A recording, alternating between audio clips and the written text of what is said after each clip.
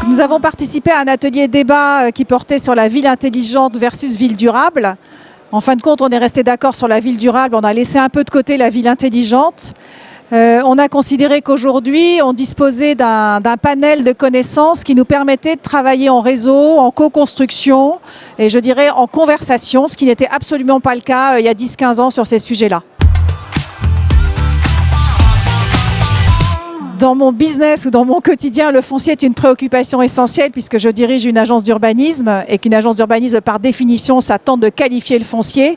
Qu'aujourd'hui, on rentre dans une ère que j'appelle la planification inventive, qui donc n'est plus du tout celle du zoning et d'affectation préalable des sols, mais de considérer le foncier comme un potentiel, alors on peut peut-être pas dire vivant, mais en tout cas un potentiel à multiples facettes, puisque selon qu'on est dans une situation hyper construite, le foncier sera constitué de mètres carrés, qui seront des murs, des façades, des pignons, des toits.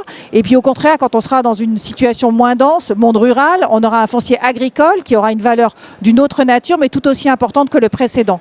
Donc le foncier est vraiment au cœur aujourd'hui des stratégies que nous devons mettre en place pour, je dirais, rester dans des situations de ville vivables dans les décennies à venir.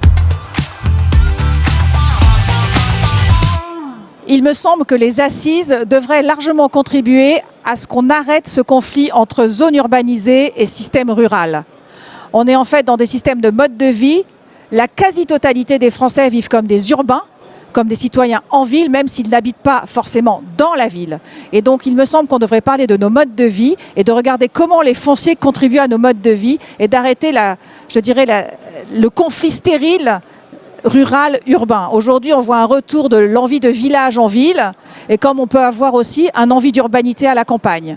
Donc avec ça, il me semble que les assises ont un terreau fertile pour plusieurs années.